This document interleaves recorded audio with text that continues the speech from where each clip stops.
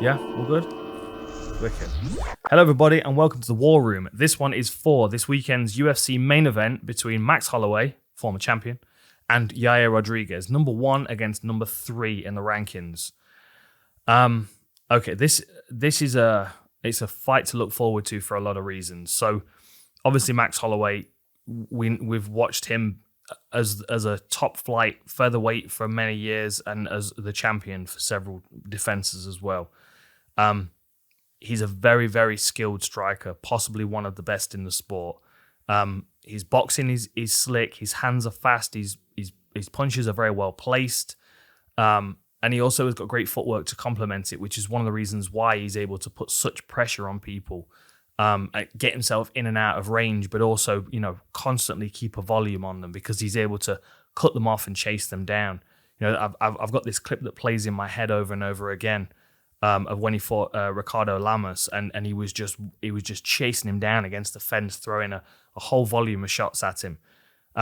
What we've seen throughout his career is a steady, consistent pace that increases over 5 rounds. Like Max Holloway is perfect for 5 rounds. It's ideal for him because he has the first round and a half where he kind of feels his opponent out a bit and he throws a few strikes and his accuracy and his success isn't particularly high. But then he uses that time to read his opponents to see what they want to do, and also to work out of a good defense and get himself into the fight without opening himself up too much.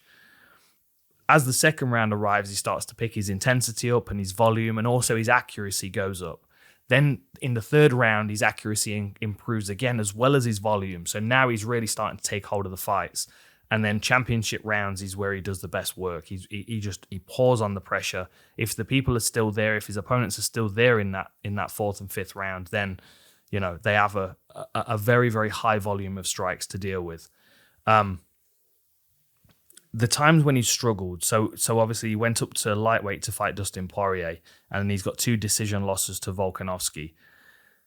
The commonality with both of those opponents is that they started off well. They started off with a good pace. They did good work in the first round. I would say Volkanovski with more volume and Poirier with a bit more damage.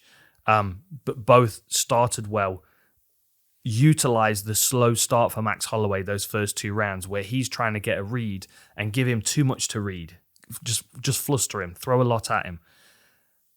I don't think that Yair Rodriguez can do that. And I think this is where it gets quite challenging for Rodriguez, because in those first couple of rounds where Max Holloway is starting to find his pace and his rhythm and establish his game, that's where Rodriguez really needs to be investing in those fight finishing or opponent damaging techniques that he's got.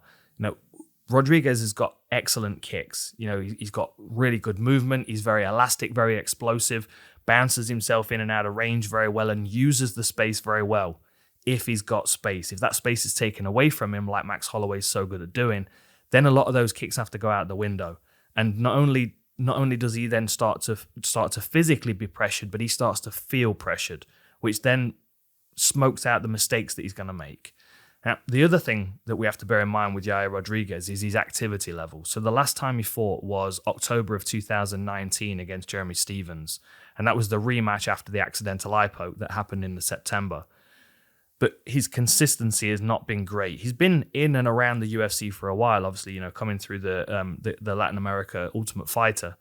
But what we got: 1 fight in 2014, 2 in 2015, 2 in 2016, same in 2017, then 1 in 2000. He's not 3 fights a year consistently, plus ready to take fights on short notice. He's not moving around in weight class and these kind of things. Like Max Holloway is later in his career, admittedly. He's a bit older, but he's also chomping at the bit to keep his career moving, whereas Rodriguez has been plagued with injuries and stuff, and actually the same age, believe it or not. Max Holloway is 29, December 4th. 91.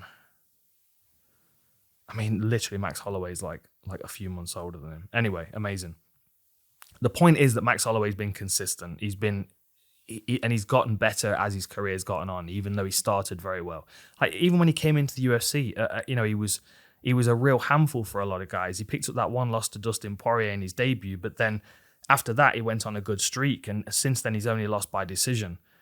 I feel like he's going to be able to take away a lot of the space from Yair Rodriguez, and that makes me interested to see what else Rodriguez can do. Like, can he use his explosiveness to use more close range weapons? I mean, the one thing that always will be suggested and come to mind is the elbow that he landed on the Korean Zombie.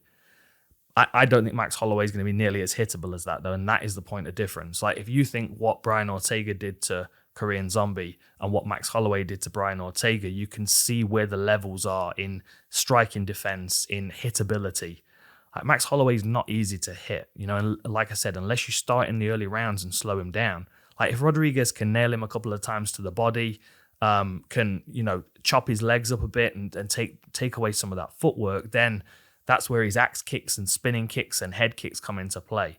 And of course, Yair Rodriguez has got fight finishing potential all the time. I mean, you think about the knockout over Andre Fili. You think about the what was the other one that he landed? It was one of his last fights before he signed with the UFC against Juarez. A flying knee. Like, they're the kind of things where it might be able to change the momentum of the fight in those first couple of rounds. If he's not able to get that space, if Max Holloway's able to walk him down and start peppering him, and as he scoots off, Max steps through in his stance, switches to southpaw and keeps peppering him, keeps working that body, one or two things is going to happen. Like, Rodriguez is going to start to unravel. He's going to start to look a bit panicked and a bit pressured up against the fence, and he's going to be slipping, and Holloway's going to be able to find those shots that are going to hurt him. But there's also the potential for Holloway to wrap his neck like he did against Cub Swanson. You know, wrap the neck when he's already panicked, when he's already tired, and chase him to the floor with that guillotine. That's the other thing that Rodriguez has got to be careful of. But the slipping and the odd movements of Rodriguez is what enables those elbows to come from all different kinds of angles. So I think what Max is going to do is he's going to keep it in boxing range. He's going to get just inside his kicking range and put him up against the fence where there's not that space to throw those flamboyant explosive kicks. But keep him on the end of his arms so he's not walking onto those elbows and that craziness that Rodriguez has got to throw at him. I mean, I think, to be honest, most of you watching this will be looking at this and going, well, Max Holloway will kind of do what he does to everybody in this fight. He'll eat the canvas away. He'll beat them up. Might even be talking to the commentators a little bit, telling them that he's the best boxer in MMA, etc., etc. It's Rodriguez that's got to find the ways to win in this fight. He's got to find the space. And, I mean, although Max Holloway plays up the emotion sometimes in fights, although he'll talk to the commentators and he'll be like really animated and stuff, he's always got a really good handle on his emotional, what's the word? Yeah, he's always got a really good handle on his emotional state in the fights. He'll get drawn into fights a little bit, but at no point does he start looking reckless and ragged. He always keeps his technique on point. Rodriguez can be drawn into a fight a little bit, and I feel like that's something else that might be something Max can prey on. Like, if he's boxing him up and slipping out the way of shots, Rodriguez his ego is going to get triggered. He's going to start to feel embarrassed, and then he's going to start to do stuff that's going to overextend him. And I don't think we're going to see that with Max. And that's the point of difference between, Max being, 22-6, and Rodriguez being 14-12, and the regularity of Holloway fighting as well.